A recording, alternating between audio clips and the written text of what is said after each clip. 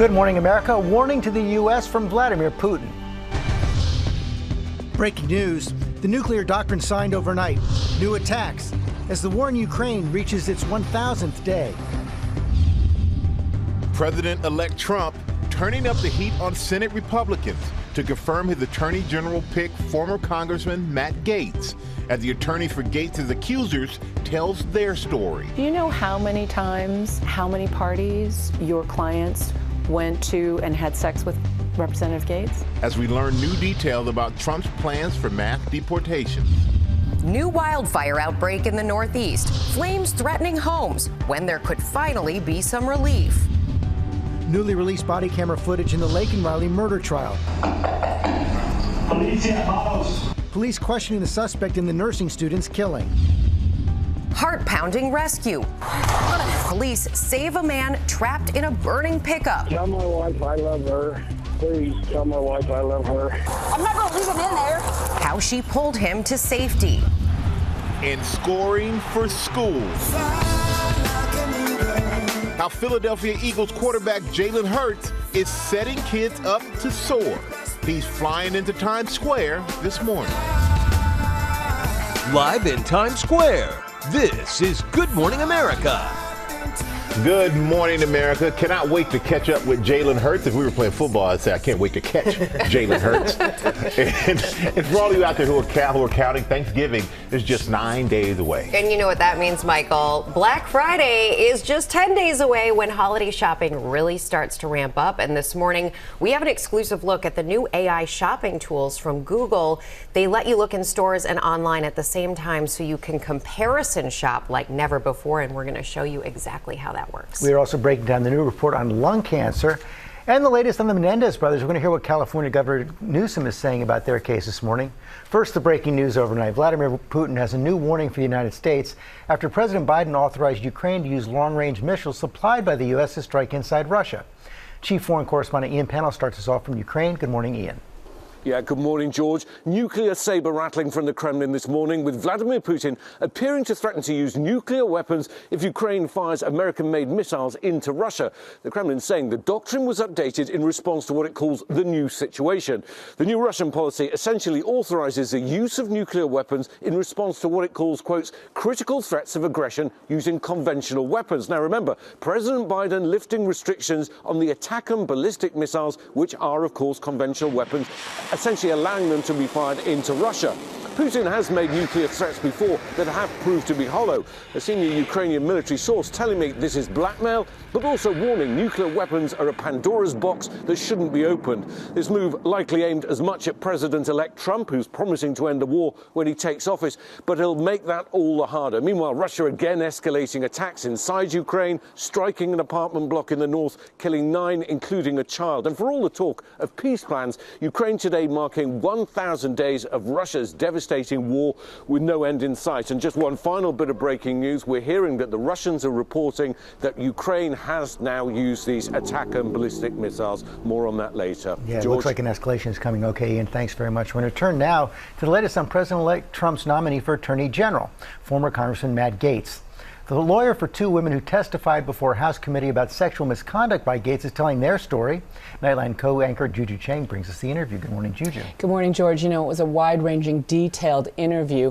And while Trump teams remains publicly confident, in private, the president-elect has at times questioned Gaetz's chances for confirmation, even working the phones to shore up support. And the details of this interview are raising even more concerns. This morning, President-elect Trump upping the pressure on Republican senators to confirm former Congressman Matt Gaetz for Attorney General, even calling some senators directly. This as the attorney for 2 women who testified in the Gaetz House ethics investigation speaks out, claiming one of his clients saw the Republican firebrand having sex with a minor, an allegation Gaetz vehemently denies. What did your client witness? She testified in July of 2017 at this house party. She was walking out to the pool area and she looked to her right and she saw Representative Gaetz having sex with her friend who was 17. And at the time, he was a sitting congressman? I don't know if she was aware of who he was at the time, but at the time, yes, he was a sitting congressman for about 6 months. My client testified to the House that her understanding was that Matt Gaetz did not know that she was a minor, and that when he learned that she was a minor, that he broke off things and did not continue a sexual relationship until she turned 18. Do we know how old he was at the time of this encounter? I believe he was 35. And she was 17, about to turn 18, presumably. I believe so. Yeah. Florida Attorney Joel Leppard adding both of his clients testified before the House Ethics Panel after being subpoenaed by Congress, describing how Gaetz paid them both for sex using Venmo. They essentially put the Venmo payments on the screen and asked about them, and my clients repeatedly testified, what was this payment for? Well, that was for sex, yes. Do you know how many times, how many parties your clients went to and had sex with Representative Gaetz? Well, not all of them were parties. So some of them were events, such as they attended election events, like at hotels. They went with him to New York for a taping on Fox News, but approximately perhaps 10 times, 10 to 15 times. Their testimony is that Representative Gaetz took them across state lines for the purpose of having sex and paid them for that. That's correct. The underage girl, who's now in her 20s, also testified before the Ethics Committee. Leppard says his clients do not want to testify again for a Senate confirmation, but he said they believe what they told the House investigators should be made public. This is not a political hit job. This is not an anti-Matt Gaetz stance per se. It is more that this is what happened to him. It's true, and they want the American people to know about this as they consider their future attorney general, potentially. The 42-year-old resigning from Congress last week, the same day President-elect Donald Trump announced Gaetz as his pick for attorney general. A transition spokesperson calling the allegations against him baseless and an attempt to derail the second Trump administration. House Speaker Mike Johnson has said the report should not be released. But before they approve Gaetz to lead the Department of Justice, a growing number of Republican senators say they want to see the report and know exactly what his accusers say they saw. It would be in everybody's best interest, including the president's, not to be surprised by some information that might come out during the confirmation hearing and the background check. So we're going to do our job. Now, on Wednesday, the House committee will meet to decide whether to release its final ethics report on Gaetz, under growing pressure to do so from both sides of the aisle. Now, Leppard says his clients have been in counseling ever since the federal investigations required them to testify and are really, really hoping not to go through it again. Michael? Pretty astonishing testimony. Yeah. Very detailed.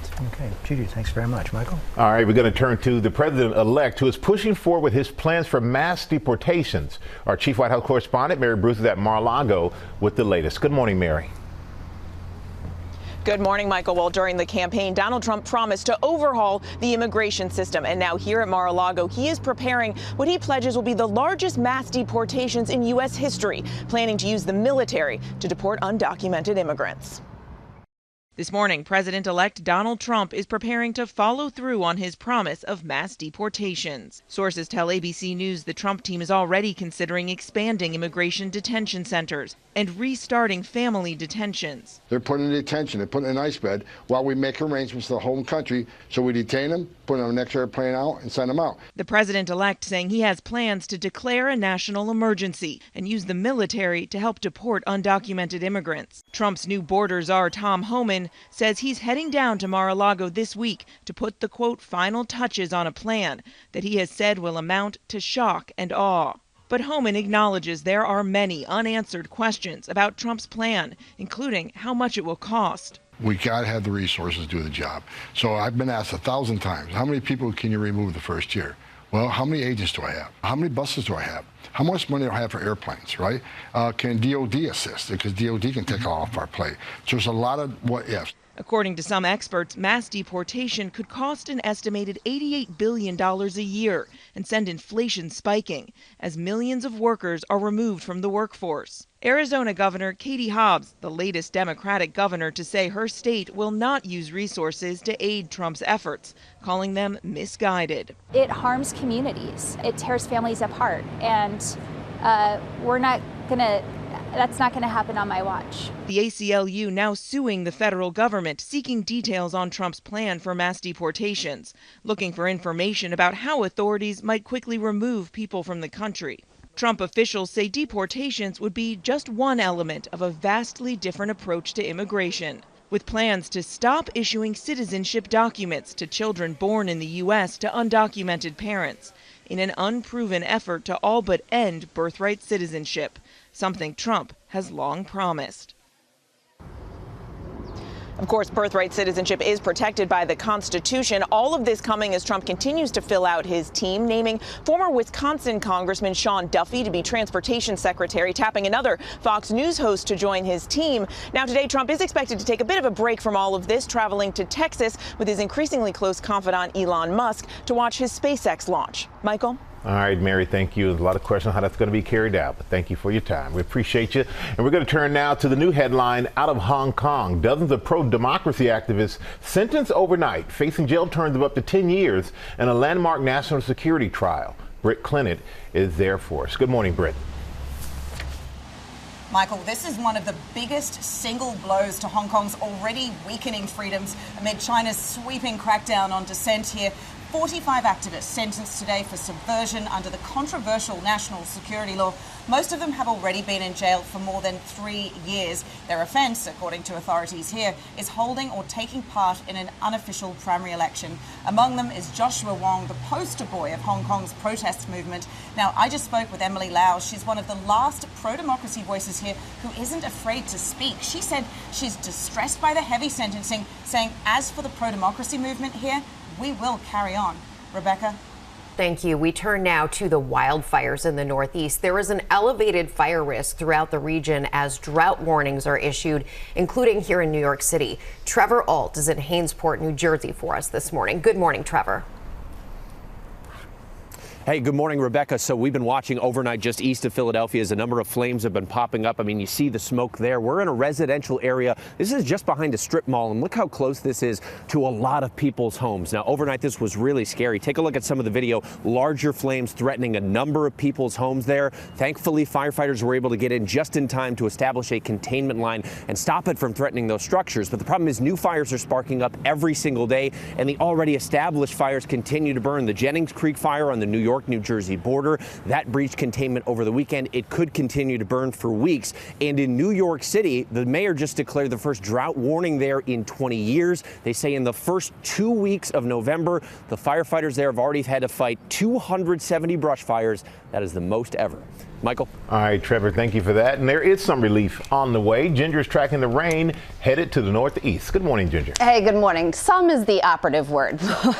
We'll take every little bit we can get, but we're not alone. Here in New York is not the only place. 83% of this nation has some sort of abnormally dry or level of drought. If we look at deficits here in the northeast, it's anywhere between 7, 8, and 9 inches of rain that we desperately need. So we're not going to get that, not with one storm. In between the two storms, which we've gotten nothing from, we do have red flag warnings for all of Massachusetts because the winds are higher, the proximity to that low over the ocean. But Connecticut and Rhode Island have the elevated fire risk today as well. The relative humidities are super low, under 30% for some, but that's going to change as we invite Wednesday night into Thursday morning through the Poconos. You've got rain and even snow wrapping around. So say we get an inch, if we're really lucky here, we would need 8 of those storms to get back to where our reservoirs are in good place. Wow. All right, Ginger, thank you. We turn now to a deadly stabbing spree on the streets of New York City. Stephanie Ramos is here with the latest. Good morning, Stephanie. Rebecca, good morning. 3 people are dead following a chilling stabbing spree on the streets of Manhattan Monday. Officials say the 51-year-old homeless man, Ramon Rivera, allegedly attacked without saying a word to his victims. Watch this surveillance video coming up here where you see him put a knife, a large knife, in his pocket just minutes before the first attack. He allegedly stabbed a 36-year-old construction worker a little before 8:30 in the morning. Then 2 hours later, a 68-year-old man was attacked while fishing. Both men died shortly after the stabbings. Then, just before 11 a.m., a 36-year-old woman was stabbed multiple times near the United Nations headquarters. She later succumbed to her injuries. A cab driver who witnessed the third attack followed the suspect and alerted an officer. Police say they found 2 bloody kitchen knives on Rivera and that his clothes were covered in blood. Guys, police say Rivera had 8 prior arrests. His arraignment is expected sometime today. Michael? Yeah, it was senseless, Stephanie. Thank you so much for that. We're going to turn now to a new Surgeon General report saying cigarette smoking is twice as common among people living in poverty. Ariel Resniff is here. And Ariel, this comes as the American Lung Association now says that many adults who are eligible for lung cancer screening, they're just not getting them. That's right, Michael. Although smoking has declined significantly over the past few decades, it is still a heavy toll that it is taking on families, contributing to nearly 500,000 deaths per year. One way to fight that, of course, is getting screened for lung cancer. The newly released report by the American Lung Association finding that less than 20% of eligible adults are actually up to date on lung cancer screening. Researchers found just 16% of people who meet the criteria are getting the suggested testing. The current guidelines recommend CT scans for adults ages 50 to 80 with a smoking history of 20 or more pack years. That's packs per day multiplied by the years of smoking. So if you smoked 1 pack per day for 20 years, that's 20 pack years. It could also mean that if you smoke 2 packs a day for 10 years. Currently, 43% of lung cancer cases are not detected until they are at late stage, so early detection through scans can be key to improving outcomes. In the past years, lung cancer has remained the leading cause of cancer deaths with 5-year survival rate at 28.4%. It's important to note that lung cancer can also affect those who have never smoked, so be sure to talk to your doctor if you've been exposed to secondhand smoke, asbestos or other toxins, or if you have a family history. They can recommend the screenings that are right for you. George. A lot of important information there. Okay, thanks very much, Ariel. Now to the rescue of a man from his burning pickup truck. Police in Ohio released body cam footage of the dramatic moments. Transportation correspondent Gio Benitez has the story. Good morning, Gio. Hey, George, good morning. Yeah, the story you're about to see is simply heart-stopping. A man in a terrifying car wreck rescued by a brave officer just moments before his truck explodes, and all of it was captured on camera. It's getting really hot in here. I can't get out. My ankle's broke. I can't get out of my truck. Get me out of here. This morning, dramatic body camera footage obtained by ABC affiliate WSYX capturing a heroic police rescue, pulling a man from his burning pickup truck. Are you still in here, Randy? A man identifying himself as Randy, first calling 911 with brake trouble outside Columbus, Ohio, Wednesday morning. I can't get it to slow down. Randy driving his truck into a highway pillar to stop. Among the first on the scene, Officer Gloria West, who's only been on the force for a year. I'm not going to leave him in there. West yanking him from the truck as smoke from inside billows out. Other officers helping her get him to safety just before the car explodes. Sit back. He was smoking. This man was on fire. He would 100% had not have lived if they did not take the action they took. During the 6-minute 911 call, Randy asked the dispatcher to send a message to his wife, fearful he's not going to make it. Tell my wife I love her. Please tell my wife I love her. Randy is now in intensive care and listed in fair condition. Officer West also treated for minor burns. Just unbelievable, and the local police union president says Officer Gloria West went in there despite the dangers, got burned herself, so I think we all salute a true hero this morning. Oh, wow. What a story that was. Okay, Gio, thanks very much. Coming up, what California Governor Gavin Newsom is saying about the Menendez brothers case. And why prosecutors are claiming Sean Diddy Combs was actively continuing his effort to obstruct justice while in custody. Coming up, an exclusive look at Google's new AI shopping tool. So you stay right there. We'll be right back.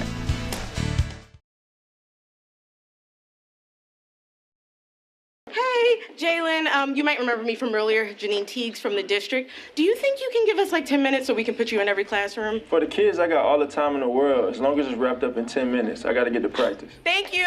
Your face is incredible. Welcome back to GMA. That is Philadelphia Eagles quarterback Jalen Hurts appearing on Abbott Elementary, which is, by the way, the perfect show for the All-Pro to appear on because of his commitment to the Philly schools with his Jalen Hurts Foundation. And he's going to be joining us live this morning in our next hour. That's some pretty good comic timing there, too. Following a lot of headlines right now, including Vladimir Putin's new warning for the United States, threatening to use nuclear weapons if Ukraine fires American-made missiles into Russia. This comes after President Biden authorized Ukraine to use long-range missiles supplied by the U.S. to strike inside Russia. The war in Ukraine has reached its 1,000th day. Also right now, President-elect Trump is upping the pressure on Republican senators to confirm former Congressman Matt Gaetz for Attorney General, even calling some senators directly. And this comes as the attorney for 2 women who testified in the Gaetz House ethics investigation is speaking out. He claims one of his clients saw the Republican congressman having sex with a minor, an allegation Gaetz vehemently denies. Also, take a look at this frightening scaffolding collapse in New York City. The collapse was triggered by a truck pulling out of its parking spot. Well, 60 first responders raced to the scene. At least 3 people were hurt and rushed to the hospital. And an update in Asheville, North Carolina. Clean water is flowing again. A boil water advisory has now been lifted nearly 2 months after the city was devastated by Hurricane Helene. And we got a lot more ahead, including our exclusive on the way Google could change how you shop this holiday. That is all coming up. But now we're turning to the Menendez brothers. California Governor Gavin Newsom says he'll leave the decision about their release up to the incoming district attorney. Our chief national correspondent, Matt Gutman, joins us with more. Good morning, Matt. Michael, good morning. The brothers petitioned Governor Newsom for clemency late last month. And last night, Governor Newsom on his podcast saying that he's got the file, it's on his desk. But at this point, he thinks the right thing to do would be to kick it back down to LA's newly elected DA for him to decide. This morning, that setback for Eric and Lyle Menendez. The Menendez file, which is now a little thicker because we did deeper research in the last 10 days, that's all on my desk. I think it's the right thing to do to hear from the new DA before I make any decisions. California's governor, who the brothers recently petitioned for clemency, revealing on his podcast that he'll leave it to LA's incoming DA, Nathan Hochman, to decide the brothers' fate. I think is important under the circumstance out of respect, not just to him, the new incoming DA, but those that elected him rather overwhelmingly in Los Angeles. Eric and Lyle have been behind bars for 34 years for the murders of their parents, Jose and Kitty Menendez, at their Beverly Hills mansion. The governor is waiting until the new DA has a chance to review it. This may allow for another way of release for the Menendez brother without the governor having to step into the legal system, and he may actually prefer that route. Hochman spoke with Arcana Whitworth, saying he's concerned about how social media could shape perception. If you decide this case based on just reviewing a Netflix documentary, you're doing a disservice to the Menendez brothers, to the victim family members, to the public. And Hochman said on his very first day on the job, that's December 3rd, he would take the file and he would review the case just like any other. But Hochman notes this isn't just like any other case. There is a mountain of evidence here, including transcripts from 2 very long trials, and it's going to take him some time to review that. And because of that, that'll probably push back the December 11th resentencing hearing that's scheduled, very likely until the new year. Guys. Okay, Matt, thanks very much. We're going to turn now to new details in the Lake and Riley case. Prosecutors played body cam video of police questioning the suspect on the morning after the 22-year-old nursing student's murder. Senior national correspondent Steve Osunsami is in Atlanta with the story. Good morning, Steve. Good morning to you, George. Prosecutors continue to try and connect this accused murderer to the young woman who was killed, saying that GPS records show that he was at the scene of the crime. Some of the police videos and audios they've been playing in court have been difficult for the victim's family to hear. The judge who will decide his fate watched this newly released body camera video in court, where police are seen waking up 26-year-old Jose Ibarra and questioning him about the murder in the jogging trails near his apartment. The officers are seen asking him about scratches and bruises on his arms and face. What injuries did you observe? I noticed on his right arm, his bicep, there was a scratch, which I identified as a potential defensive wound. On his left arm, he had a forearm scratch that was very similar, which in my mind, looked like fingernail scratches to me. For many in this country, Ibarra has become a case in point in the argument over immigration. He's from Venezuela and illegally entered the country 2 years ago. He's pleading not guilty to the murder of 22-year-old Laken Riley, who was killed in Athens, Georgia, while she was out jogging in February. Police say she fought for her life. Her mother broke down in court when prosecutors shared the video of Riley trying to call 911 for help. Investigators testified that they found Ibarra's fingerprints on Riley's cell phone. Hello, this is Clark County 911. Can anyone hear me? She placed that call at 9:11 a.m. Authorities say her heart stopped beating 17 minutes later. This case will be decided by a judge. It is not a jury trial. If this accused murderer is convicted, guys, he could spend the rest of his life in prison. guys. And just thinking about Lakin and her family, they have been through so much. Okay, Steve, thank you. We turn now to Sean Diddy Combs. He says prosecutors violated his rights after they accused him of contacting potential witnesses in his upcoming trial. Senior investigative correspondent Aaron Katersky is tracking the case. Good morning, Aaron. Good morning to you, Rebecca. Sean Combs is accusing federal prosecutors of violating his constitutional rights by leafing through his handwritten jailhouse notes, calling it outrageous government conduct amounting to a substantive due process violation. The Fed seized those notes in a recent raid, and prosecutors used them to claim Combs was actively continuing to obstruct justice while in custody.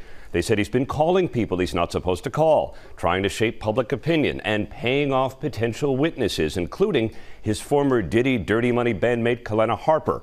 Prosecutors say they drew a strong inference from Combs' personal notes that he paid Harper to make a public statement supporting him.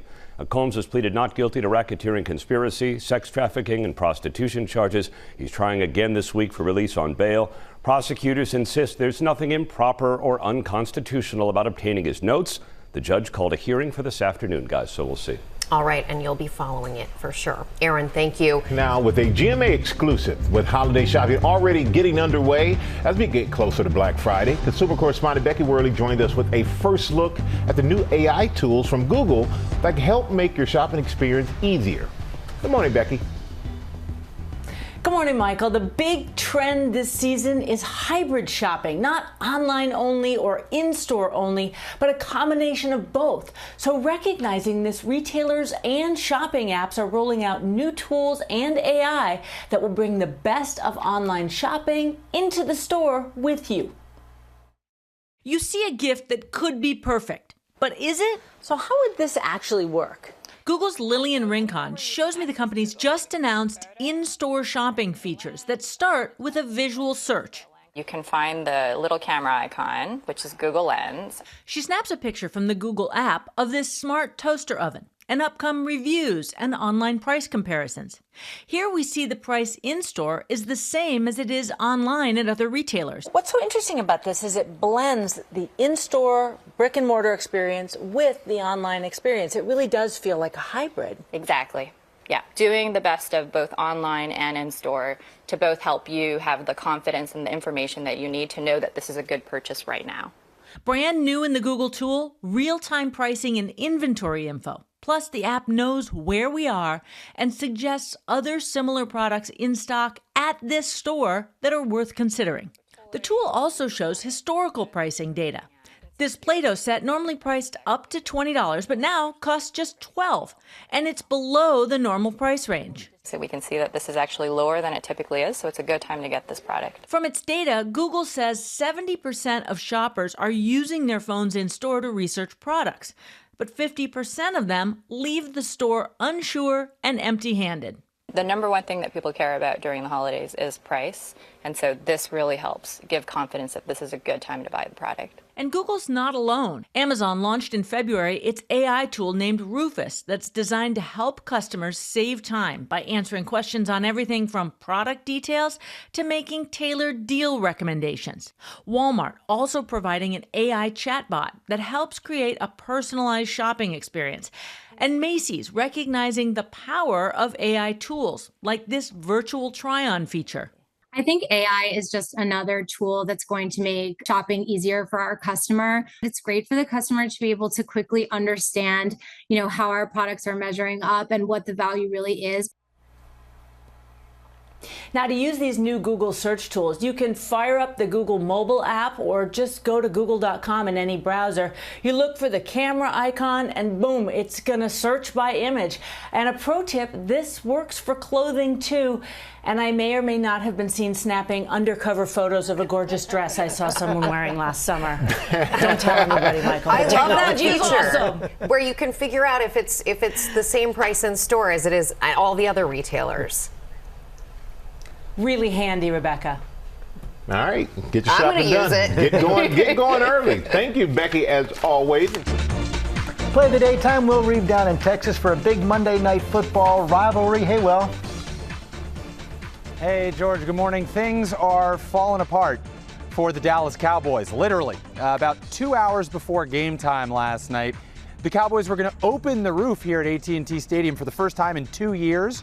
And when they did that, a large, sharp ribbon of aluminum came slicing down from hundreds of feet in the sky, crashed down on this field. No one was injured, but it was close, unlike the game between the Cowboys and the Texans. When they did ultimately play, the Texans just dominated. They never trailed in the game. They got 2 touchdowns from running back Joe Mixon. They got another TD that was like a Keystone Cops situation from defensive end Derek Barnett. He forced a fumble and then recovered another fumble on the same play. The Texans just absolutely rolled. And the Cowboys, they did score a touchdown here, which is remarkable because they hadn't done that here in 2 months. They haven't won in this stadium all year. They've lost 5 games in a row. Much to Michael's and maybe even Jalen Hurts' presumed delight. Things are ugly here for the Cowboys. Texans win, and that's Monday Night Football for you. Well, that's quite a stat, Will. And I can't say I'm happy about that, Will. Can't say I'm upset either. I just won't say anything. Yeah, right. You just don't say that. Ask Jalen Hurts about it. He's still active. That's exactly what we're going to do, Will. Coming up, Eagles quarterback Jalen Hurts is here, and he's going to tell us what he's doing for Philadelphia schools.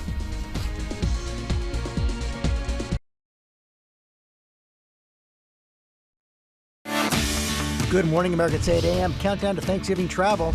This morning, we hear from the TSA administrator on how they are preparing for a record holiday season. Plus, improvements we could see at airports this year. Wicked star and Oscar winner Michelle Yeoh.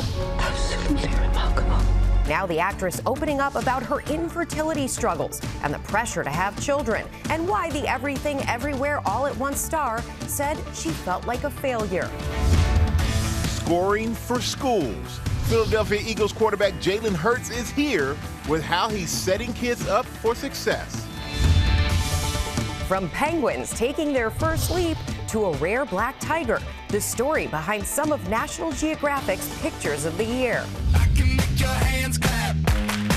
And comedian Jim Gaffigan is here on his new stand-up special in Raising 5 Kids. And he's saying, "Good morning, America. I'm an actor." Live in Times Square, this is GMA. If you didn't know, that's Jim Gaffigan. He's an actor and a very funny one at that. Good morning, America. You know, this morning we're giving big thanks for time savers as we count down to Thanksgiving. Cookbook author Tegan Gerard is here with quick and easy dishes, including a twist on a holiday favorite that your whole family will love. Also ahead, why your time at the airport might move a little faster this holiday season. We're going to hear from the TSA administrator in just a few moments. Going to need that help. First look at the top stories breaking at 8. We start with the breaking news overnight. Vladimir Putin has a new warning for the United States after President Biden authorized Ukraine to use long-range missiles supplied by the U.S. to strike inside Russia. I want to go back to our chief foreign correspondent, Ian Pannell in Ukraine. Good morning, Ian. Yeah, good morning, George. And we just had confirmation that Ukraine has actually now fired these American-made Attack-M ballistic missiles into Russia. President Biden, of course, lifting restrictions on where the weapons can be used. But as you say, this morning, Vladimir Putin appearing to threaten to use nuclear weapons if these were used. But Ukraine seeming to call his bluff, firing 6 missiles into an ammunition storage warehouse in the Bryansk region of Russia. Russia claiming that it intercepted 5 of these missiles. You know, Putin's made nuclear threats before that have proved to be hollow, but I think the situation remains highly volatile. President-elect Trump, of course, promising to end the war when he takes office, but I think these developments are going to make that all the harder. Meanwhile, Ukraine marking a grim milestone today, 1,000 days of Russia's devastating war with daily attacks across the country just going on and on. Guys? All right, Ian, thank you for that. We're going to go now to the latest on a Thanksgiving travel crush, which could set records next week. Rebecca, you spoke with the TSA administrator on what to expect. Yes, that's right, Michael. There will be lots and lots of people, but they are ready. David Pekoski told us about why he thinks everything is going to move a little faster this year. David, welcome. It's great to see you. Thank you. Great to be here. So Thanksgiving right around the corner, going to be the busiest travel season we've seen. And we're wondering if the wait times are going to be any shorter this year than they were last year. Are you ready? We are ready. I mean, this has been a busy, busy year. If you look at the top 10 days in TSA's entire history, they all occurred since the 24th of May of this year. So it's been a busy year. It's going to transition right into Thanksgiving. We expect that the Tuesday before, a week from now, Wednesday before, and the Sunday after are going to be the busiest days. And the Sunday after is likely to be a 3 million passenger day, which is a very high number. Wow. Yeah. And as families pack their luggage, anything to keep in mind, especially parents that are traveling with things like milk and formula? Sure, and those are things that you're allowed to bring through the checkpoint. You just have to advise the officer. And the best advice I can give for passengers is go on the TSA website. It's super easy, tsa.gov, and there's a section right on the front page that says, what can I bring? And just type in what you have a question about, and it will tell you what you can bring. What is the current security level? What kinds of issues are you seeing? Well, the current security level is something that we manage each and every day, and we do it together with the intelligence community, with other federal partners, with state and local law enforcement, airports, air carriers. And so it's something we constantly assess. We are always vigilant. I mean, that's the thing that I would ask everybody to keep in mind, is to always be vigilant. You just never know. We have a very, very advanced security system in the U.S. Passengers should have no concerns about traveling this Thanksgiving. There are going to be a lot of us out there. Mm-hmm. How about on the TSA side? How's staffing at this point? Staffing highest ever in the agency, and part of the reason for that is we were able to get a new pay package through about a year and a half ago that finally allowed us to pay our TSA officers and our federal air marshals at the same rates that everybody else in the federal government was being paid. Our attrition rates, the rate at which people leave the workforce, have gone down by 50%, and that's been significant. So we are in the best shape ever for staffing, and that's due to the great dedication of the workforce. I mean, you got to remember that all of the officers we have in our checkpoints, all of the people doing vetting that passengers don't see, they don't have a holiday over Thanksgiving. Mm-hmm. I mean, these are very, very busy periods of time, and we ultra focus on that. So I am very thankful for the work that they do each and every day. Well, we appreciate them. We appreciate you. We hope you have a happy Thanksgiving. Same to you. And Thank good you. luck on that Sunday after Thanksgiving, the busiest travel day. David, thank you. Thank you very much. Appreciate it. Highest ever staffing? Get the water bottles out before you go through, guys. Coming up in our GMA morning menu, Wicked star and Oscar winner Michelle Yeoh is opening up about her struggle with infertility. Also ahead, Philadelphia Eagles quarterback, superstar Jalen Hurts tells us about how he's helping kids keep cool for school. And Jim Gaffigan here talking about his new series. We're also talking to Josh Brolin, who has a new memoir out, and Tori Johnson is here. Hey, Tori. Hey, George, it's just Tuesday, but Deals and Steals always has the best Black Friday prices. I've got you covered with gifts for everyone on your list, starting at just $6, and they are all from small businesses. That's coming up right here on GMA.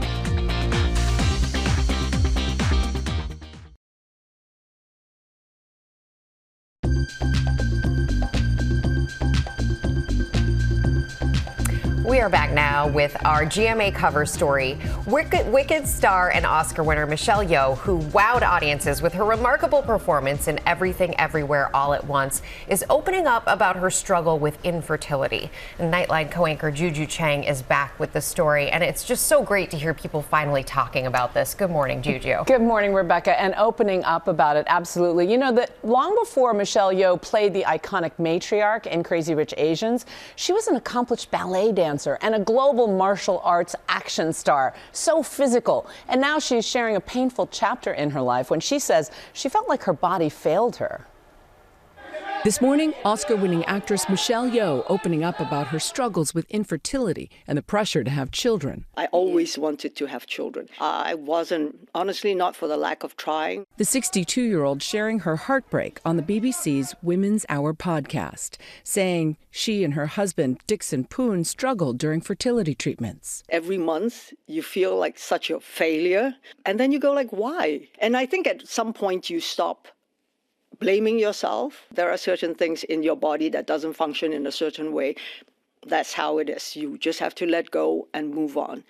And I think you come to a point where you have to stop blaming you. She calls it the biggest sadness of her life and says she still thinks about it to this day. Yeoh saying her inability to have kids was the main factor in the end of her first marriage, but adding motherhood is a woman's choice. It's your choice whether you want to have children, and it shouldn't be imposed on you. Just because you're a woman, you should have a child. That should not be the case. Yeoh now married to Jean Todt, a French motor racing executive, and looking forward to the future. We just had a grandchild. So, that makes the miracles. Then you feel, you're still very, very blessed because you do have a baby in your life. And get this, guys, Yo's added that the beauty is that I have 6 godchildren, many nieces and nephews. I don't live with regrets, she says, because I've always given 110%. And you know what? That's what I call a happy ever after story in true Hollywood fashion, guys. Absolutely, yeah. All right, thank you so much for that, Juju. And we're here now with, honestly, one of my favorite guys. You know he must be if I'm going to say it, because the Philadelphia Eagles quarterback, Jalen Hurts, his team is having another big year, and Jalen is a big part of that. And he's showing big support for Philly schools with his Jalen Hurts Foundation. Jalen Hurts, welcome to GMA. Welcome to GMA. Thank you. And, you know, before we get into football, I want to talk about your involvement in the Philly schools. You're very involved in the Philly schools. Your parents are educators. Yeah. They help you start your foundation. So tell us about that. Yeah, it's something that happened very naturally. You know, the Jalen Hurts Foundation was something that began and was brought to light this year. But it was always in me to be impactful and of service in the community, you know, whether I was at Alabama, Oklahoma, and now being Philly being my home. And so, you know, I just wanted to create something that really fostered mentorship to our youth, something that could help progress our youth and serve our youth. And there are multiple ways to do that, you know, and it's been a fun process in that I've been able to give back. One of your programs is called TDs for ACs. Explain what that is. Yeah, you know, competitively, you always want, you know, the main thing is always to go out there and win and do what you can to help your team win. But, you know, it extends an opportunity to not only get the fans engaged, but to have purpose behind every touchdown. And it was something that I really thought about, the foundation team thought about, and just trying to continue to foster the change that we already began. Coming into it, it was something so natural. I never watched the news. I'm always locked in and on to the next thing. But I caught one day, that kids it was just fall, and it was rising temperatures in Philadelphia. And in the school district of Philadelphia had to cancel school because it was so hot and they didn't have the proper air conditioning systems to keep the kids in school. And I mean, something so simple, I mean, but yeah, so challenging and so important. And that happened, and I saw that on the news, and it caught me. And it took some time to get involved and you know, get the change made. But we were so you're getting air conditioners in those schools well, no, now. so we already did that. So in the spring of this year, everything was finalized. We had 314 ACs installed, and that impacted over 10 schools in the school district of Philadelphia. And so the touchdown for ACs pretty much extends that initiative. So now, for years to come, it'll be something that I'll be able to share with the city or with the school district, and be able to impact those kids in that way. You're having a great season, 6 wins in a row. You know, look, I think I think about it. I'm like, man, you know, how many more touchdowns could I have? How many more ACs? But nonetheless, the main thing is winning, and it always helps. It brings, you know, it brings a great spirit to the city too. So that's important, and you know, those kids are always watching. They're watching every single thing. I gotta ask about the tush-push play. Yes, I had to say that out loud. Here's Jason Kelsey explaining exactly what it is. Here they go, and they pick it up. Like a glove. There we go. Okay, so what is tougher, that or a sack? Sacks are no fun. It depends on who you're talking to. Yeah. You know, fun for me. In your heyday, yeah, I'm sure you get a lot of pleasure out of that. But it was good doing it with Jason. He's very strong. You know, the technique he has behind it, and now the guys we have doing it now, they do it really well too. So it's definitely a group effort when we do that. And I have the final question. For all those Eagles fans who are watching, for our stage manager, Brad, who wore his special Eagles shirt in here today, are the Eagles going to the Super Bowl this year? Let's take it one game at a time. Let's take it one game at a time. Good answer.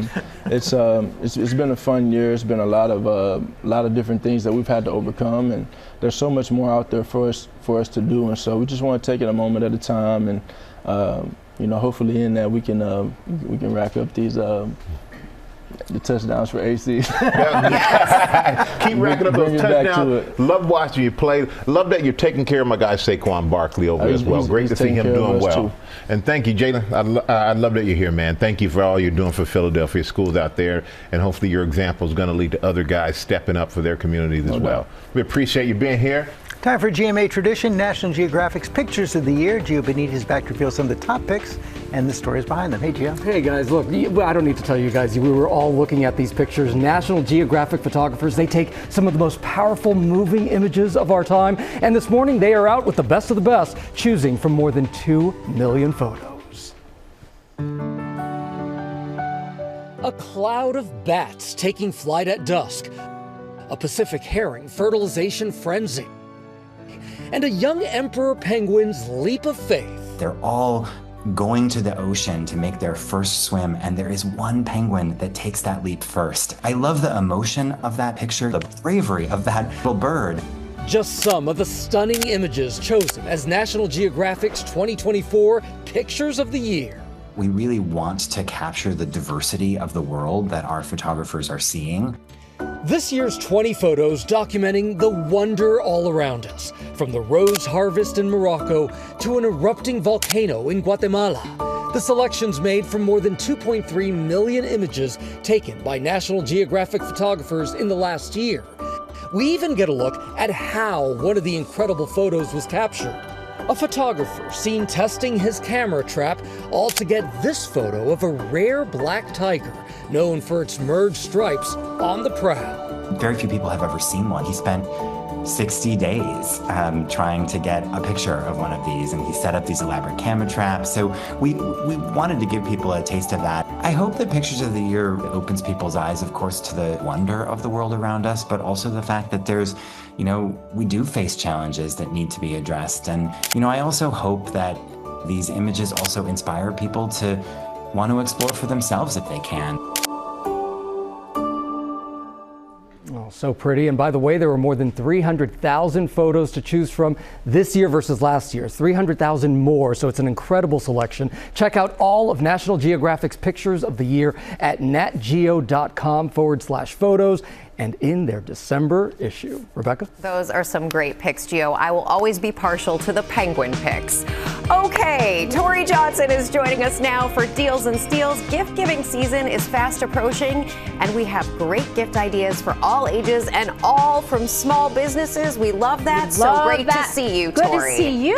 So we're going to start with Vin Glacé. Yes. This is always a favorite. This is one of the easiest ways to keep your already chilled bottle of wine, champagne, sparkling water, your choice, chilled inside this. So you take the already chilled bottle, you pop it into here, and then what it's going to do is this is triple insulated. It's going to keep it cool longer for you. And it's so attractive. So beautiful. We've got all of the amazing colors. Then we also have all of the tumblers and wine glasses. And what I love about this is that you've got stainless steel on the outside that's going to help keep it cool, but then this pops out and it's glass on the inside so that you don't get that metallic-y taste. You get to keep it in glass. So and that it can go in the dishwasher afterwards? Yep, that Excellent. can pop right into the dishwasher. So we've got their amazing gift sets, singles, you name it, all half price starting at $15. I love this. Bring it with a bottle of wine to the party. Yes. Exactly. It elevates a gift for sure. I've got the vibrating we hear it. tools it's going on. Exactly. This is SolarWave. I think this is one of the most popular on social media red light devices. That's the 4-in-1 skincare wand. This is a really great one for just radiant skin. I mean, they promise smoothing, depuffing, tightening, soothing, renewing, sculpting, toning, lifting. Even if it does just one of those things, it's a phenomenal product. How long do I need to do this? 12 minutes. But you would divide your face into 4 sections, 3 minutes per section. Then you'll move on to the next section. It combines red light therapy, currents, warmth, and massage. The massage is probably the best part. And then we also have their activating serum. And then we've got their brand new, this is their little glow on the go. So you can hold this very easily. And you would use it that same way right on your face. I like to think of this as red light for beginners. That's a really great one. It almost looks like the thing on the back of your phone, the pop-up thing. Exactly. So that's a pop-up glow wand there for you. And then as soon as you're done with your treatment, they've paired it with these masks so that at the time when your face is primed for ultimate absorption, you use the mask to have that hydration. These are all fabulous from Solawave, slash and half plus free shipping. It's a little warm too, and my hands are cold, so it's a nice little hand warmer. Okay. London Town, we've got all of their great nail lacquers, great colors, but then we also have from them, I've got a whole collection of their one-step manicures. Oh. And what's great about that is it truly is just one step, and it's both color and care in one. So if you just need that quick fix, this is for you. We also have a big variety of a lot of their treatments. This is a line that you guys love, great for gifting. Everything slash and half starts at $6. And great color selection here too. So good. Yes. I walked in and Sal said, Floopy really upped their game. We've got their brand new slippers. So we've got the micro suede or the soft chenille. They all have this really nice faux fur collar on them. Plus, they're really, really comfortable. Juju was even eyeing them saying, these look comfortable. They feel even more comfortable than they look. And today, they're $20. We love it. $20. Excellent, Tori. Okay. Coco and Carmen, we've got these really great wraps, cardigans, shawls, so soft. And what I love about this is if you want to give somebody a piece of clothing, you don't have to worry about the size. This is going to be for everybody. One size fits all. One size fits everybody. These are fabulous. We also have this really great optional fastener. Okay. So if you want to be able to cinch your If it's a little style, windy, you keep it from blowing out. You got it. These $9.50 to $20. We've got a huge range of colors. They are so soft. Oh, and then here, finally for Isabel. Yeah, I see something Isabel's gonna love. Isabel, unleash the inner superhero in any child. Sequins, sparkles, rainbows, unicorns. There's even mermaids and there's a reindeer. We've got also, you can get the cape sets or the wands with the hair pieces. These are phenomenal. Kids just, I think, kind of shine with joy with this. All slash and half, $15 to $20. You literally cannot go wrong with these, and it doesn't matter how many wands they have. Never They enough. always want another. Okay, Tori, thank you. And we have partnered with all these companies on these deals. You can get them on our website at goodmorningamerica.com. Tori, you're here every day this week with more great gift ideas. And coming up, Jim Gaffigan.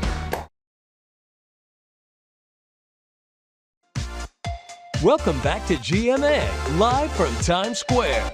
And we are back with our friend Jim Gaffigan. His new stand-up special, The Skinny, is out Friday on Hulu. Welcome back to GMA. Great to see you. It's great to be here. You're Thanks already for having making me. us laugh. You got 5 kids, ages what, 12 to 20? I think so. I have no idea. My wife's in charge of that stuff. Which one is making you laugh most right now?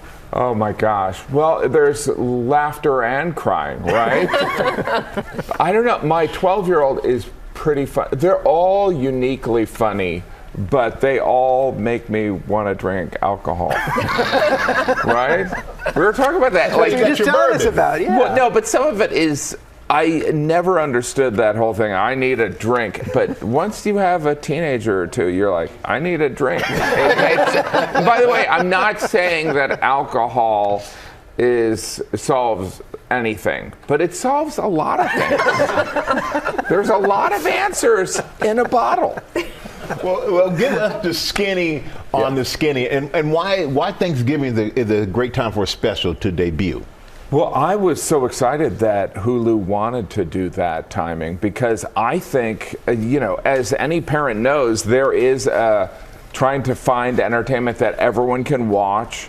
And, just how my comedy comes out, it kind of is clean because Jesus told me. But it's also, so it's considered family friendly. But so around Thanksgiving, we all need something. We watch the games, but you need something, you need a break where you can all sit in a room and maybe watch the same thing. So I was excited for that opportunity that it's coming out Thanksgiving. All right, let's take a look at a clip.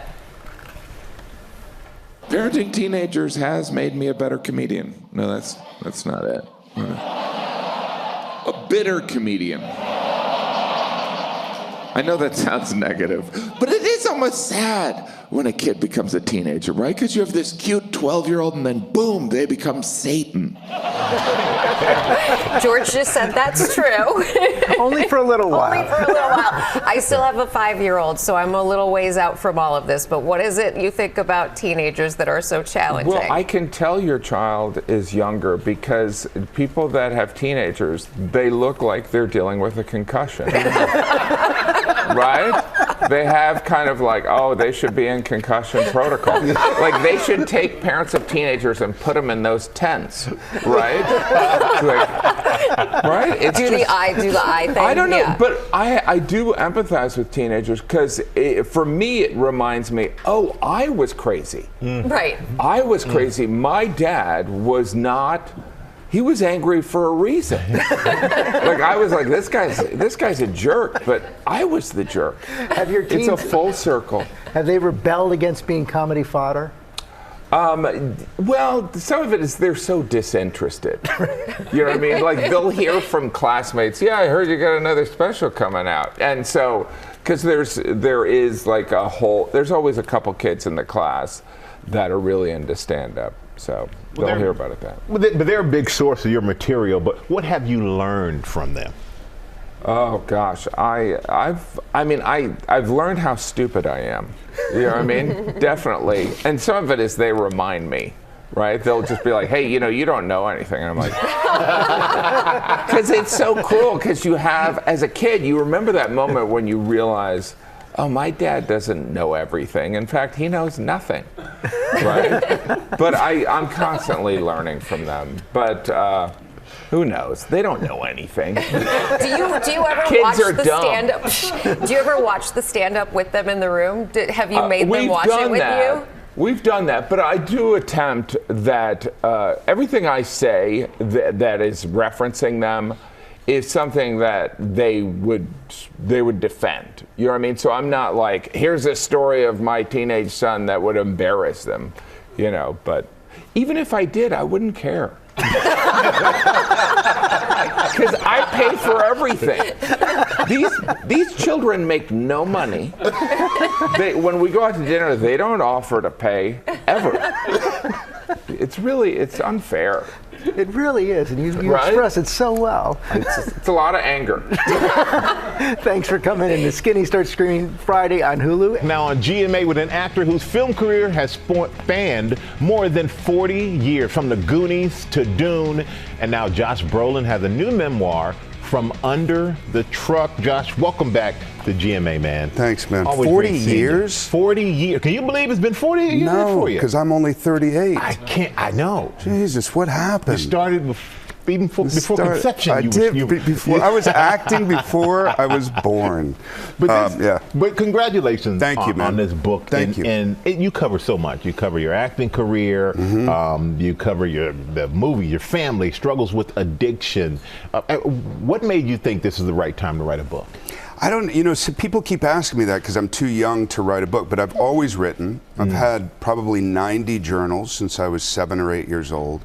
So when I would see these, when I'd go back into these, you start revisiting this time of when you were a teenager. You and I were just talking about kids. What was that like? So when you have teenagers, I get to go back and revisit what it was like having a teenager, what it was like hitting 20 or 30 or whatever.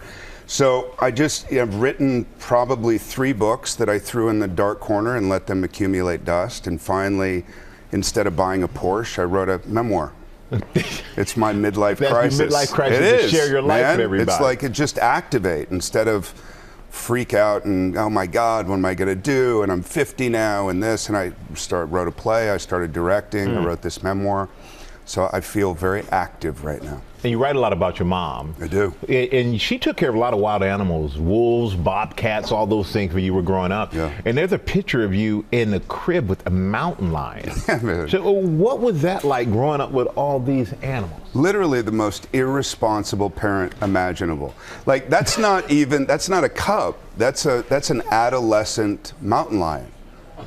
And I have a mark on my face, so I don't know if it just bit me or what. But anyway, we had wolves. My brother was attacked by a wolf. He had 60 stitches in his leg. We used to have to clean the cages. It was just part of ranch life. She's from Texas. She was nuts. And then she had us. And we suffered the trials and tribulations of being the kids of Jane. But then when you were 16, you went to live with your father. I did. Actor James Brolin. Slept on the couch. Yeah, but then you booked Goonies. Yeah, not right away. It sounds like it. Yeah. I went to go sleep on the couch and then this and that, and I started auditioning. I had come up with a resume that was total bull. 100%. I Oh, made really? up plays. I made up theaters. The Librero International Theater in Italy doesn't exist. And I went out to get an agent, and one finally, I think they all knew, but one finally said yes. I probably went on 350 auditions before I got the Goonies. Wow. So Yeah. never give up, basically. Never give up, but I think it was an accident. I don't think I was very good. Not in the Goonies, but just as an auditioner. You know, as a guy going in and pretending like he was. Anyway, I got that. I think I looked right. I think I was right. And it just happened, and it was all downhill from there. After the Goonies, it doesn't get any better than the Goonies. It doesn't get any better than that, but you say you may not be good as an auditioner, but you're great in what you do. No Country for Old Men. Thanks. Old Men. We talk about that. One of my favorite movies. You talk about that. You talk about working with the Coen brothers. What that was like. Amazing. I mean, two people always ask me, was it, did they argue? Did they this? Did they that? They don't argue. They're some of the best filmmakers. I mean, I'm close with them. I've done 3 movies with them in a short.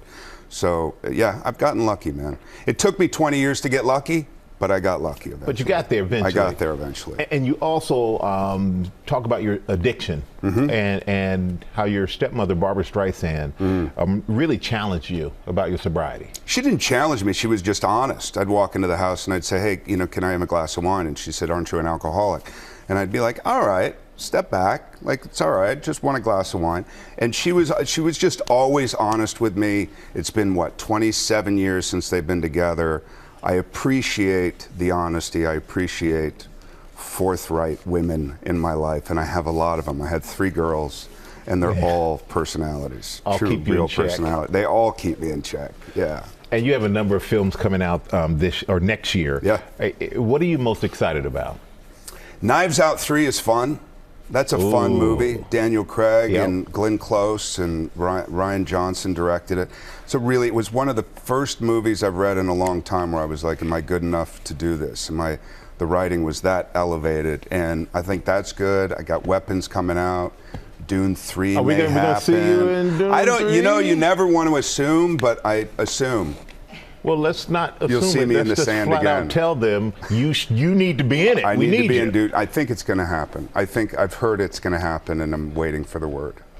All right, I like that. I'll take that. Okay. Hey, Josh, always good Nice to see you, to man. see you. Congrats on this book. Thank you. All right, and everybody out there, make sure you go pick up From Under the Truck. It is available right now. We go now to country music's biggest night. The countdown is on for the 58th annual CMA Awards, and the industry's brightest stars are taking us inside the vibrant country music scene, taking over Las Vegas in the new ABC special, Vegas Lights and Country Nights.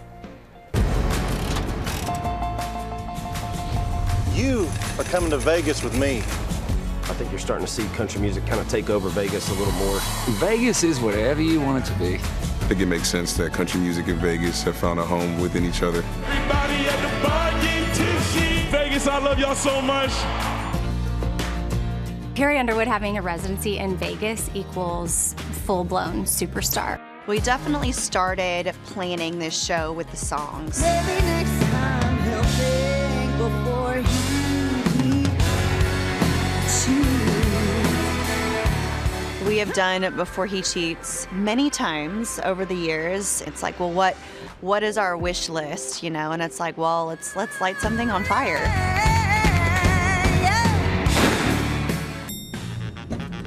All right, here we are. My friends and family, they're all just like, Dude, what the hell? You have a bar on the strip in Las Vegas? hey, the Redneck Nachos. Hell yeah. See? They want some. I started playing bars when I was 14 years old, and for pretty much all of my adult life, I was playing music. Here we are, almost 20 years into my career, singing. I love it as much now as I ever did. The cool thing about performing here is I think, there's new people coming in every single day. You're going to get different people at your shows every night because those people are, constantly seeing you for the first time. And I think that's exciting. Very, very exciting. The ABC special Vegas Lights and Country Nights airs tonight at 10 p.m. Eastern, and the 58th CMA Awards air tomorrow at 8 p.m. right here on ABC. Coming up, best-selling author and food blogger Tegan Gerard is here with stress-free Thanksgiving recipes. Join us.